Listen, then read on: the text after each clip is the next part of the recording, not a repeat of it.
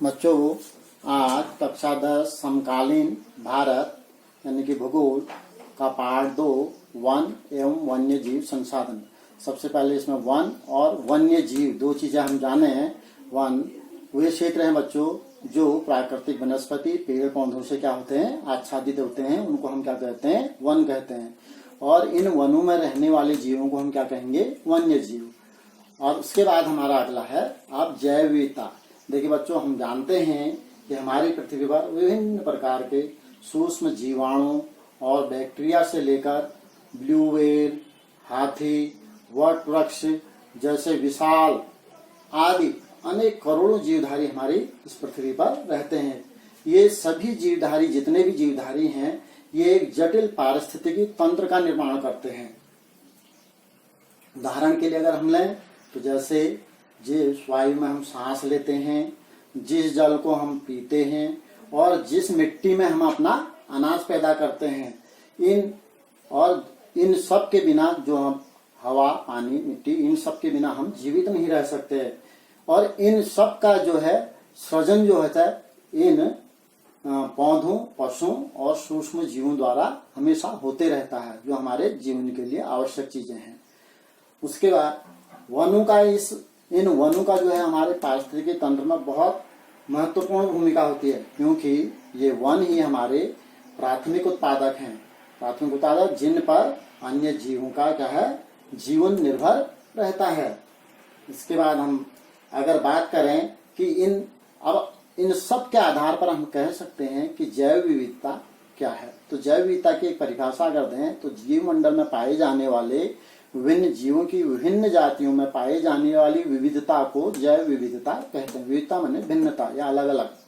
और इसका मानव के लिए क्या महत्व है बच्चों? देखिए, जैव विविधता का हमारे मानवीय जीवन के लिए बहुत आवश्यक है, क्योंकि ये हमारी आवश्यकताओं की, इन जैव विविधताओं से यह क्या होता है, इन जीव जगत से हमारी आवश्यकताओं की क्या होती है, पूर्ति होती है। भोजन, आवास आदि अन्य विभिन्न आवश्यकताओं के लिए हम इन जैव विविधता पर ही क्या है, निर्भर हैं। आवश्यकताओं की पूर्ति के लिए उपयोग इन जीवों का, इन जैव विविधता में जो पाए गए विभिन्न प्रकार के उपयोगी प्राणी व पौधों का हमने क्या किया है, पालतूकरण किया है, जिसका परिणाम यह है कि आज हम कृषि व पशुपालन जो है, इसी का परिणाम है कि हमने अपनी आवश्यकताओं की पूर्ति के लिए अनाज उगाना शुरू किया, पशुओं को पालना शुरू किया, और आज जिसको हम पशुपालन और कृषि के रूप में अपना रहे हैं, इसी का परिणाम है वो। उसके बाद बच्चों, हम भारत में वनस्पति जात एवं प्राणी जात की बात करते हैं। देखिए बच्चों, हमारा विश्व में अनेक जातियां पाई जाती हैं, जीवों और वनस्पतियों की अनेक जातियां। और हमारा देश भी जो है जैव विविधता के संदर्भ में भारत के जो है विश्व के समृद्ध देशों में एक है। हमारा देश भारत भी विश्व की सारी जैव जो उपजातियां हैं उसकी लगभग 8% जो है उपजातियां हमारे देश में पाई जाती हैं। और अपने देश की बात करें हम तो हमारे भारत में जो है लगभग 81,000 वन्य जीवन है, 47,000 वनस्पति उपजातियां हैं, जिनमें लगभग 15,000 उपजातियां जो है भारतीय मूल की, यानी कि 15,000 जो उपजातियां हमारे भारत में ही उत्पन्न हुई हैं। उसके बाद इन वनस्पति एवं जीवों को विभिन्न श्रेणियों में बांटा गया है, और ये श्रेणियां इस प्रकार से हैं। जैसे नंबर 1 सामान्य जाति। अब सामान्य जाति में वे जातियां आती हैं जिनकी संख्या जीवित रहने के लिए सामान्य मानी जाती है। ये जैसे इसमें पशु, साल, चीड़, साल भी एक पेड़ का नाम है, तो इनकी जीवित रहने के लिए सामान्य परिस्थितियां जो है इनके लिए ठीक ठाक होती हैं। तो ये सब जो इस सामान्य परिस्थितियों में जिंदा रह जाती है, इनको कहते हैं हम सामान्य जाति के नाम से जानते हैं। दूसरा है संकटग्रस्त जातियां। अब संकटग्रस्त जातियां, संकट माने जिनमें बिल्कुल लुप्त होने के कगार पर जो आ गई हैं, कहेंगे हम, जिनको ये इस प्रकार की जातियां जिनको लुप्त होने का खतरा हो, और जिन विषम परिस्थितियों के कारण आज जो पर्यावरण में लगातार गिरावट आती जा रही है, वही विषम परिस्थितियां हैं, ये कम हो रही हैं। अगर ये जारी रही तो इन जातियों का जो इस संकटग्रस्त जातियों में आती हैं, उनका जिंदा रहना क्या हो जाएगा, बिल्कुल मुश्किल हो जाएगा। जैसे इसमें क्या आते हैं आज, काला हिरन, मगरमच्छ, गैंडा और जंगली गधा जैसी चीजें आती हैं, जानवर आते हैं। सुवेद जातियां, ये ऐसी जातियां हैं जिनकी संख्या लगातार क्या हो रही है, घट रही है। यदि विपरीत प्रभाव डालने वाली परिस्थितियां नहीं बदली, विपरीत प्रसार यानी कि पर्यावरण जो इनके अनुकूल पर्यावरण नहीं रहेगा, तो ये भी इस संकटग्रस्त जातियों में शामिल हो जाएंगी। इसमें जैसे नीली भेड़, एशियाई हाथी और गंगा नदी की डॉल्फिन। उसके बाद है दुर्लभ जातियां। दुर्लभ जातियों में ये जो दुर्लभ जातियों में आते हैं, इनकी संख्या बहुत कम या सुवेद्य है कहते हैं हम।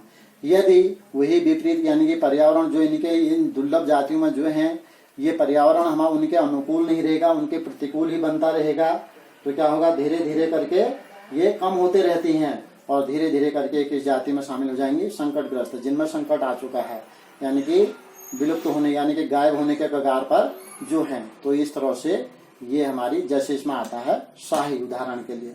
उसके बाद लुप्त जातियां। लुप्त माने जो गायब हो चुकी हैं, लुप्त माने जो गायब हो चुकी हैं। अगर इनका पता इनको जिन क्षेत्रों में पाए जाते थे बच्चों, जहां इनके आवास थे, उन आवासों में इनको खोज किया गया तो वहां ये अनुपस्थित पाए गए, यानी कि वहां से गायब हो गए। ये जातियां स्थानीय प्रदेश क्षेत्र जहां भी ये पाई जाती थी वहां ढूंढा गया तो कहीं नहीं मिली, तो ये लुप्त हो चुकी हैं। जैसे इसमें एशियाई चीता है, गुलाबी सिर वाली बतख है, इस तरह की ये प्राणी इसमें शामिल हैं। और अगला है स्थानिक जातियां। ये स्थानिक जातियां विशेष क्षेत्रों में पाई जाने वाली जातियां हैं।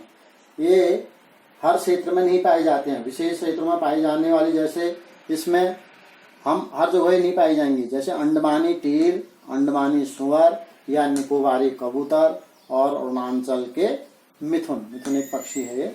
तो इस तरह से ये हमने आज जाना जैव विविधता क्या होती है, मानव के लिए इसके क्या महत्व हैं, भारत में वनस्पति जाति एवं प्राणी जातियां किस तरह से उपस्थित हैं और वनस्पति एवं जीवों की विभिन्न श्रेणियां क्या है और इन श्रेणी में क्या स्थिति है।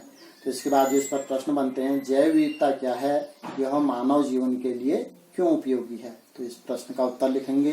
दूसरा है, वनस्पति एवं जीवों को कितने श्रेणियों में विभाजित किया गया है, उनके नाम लिखेंगे।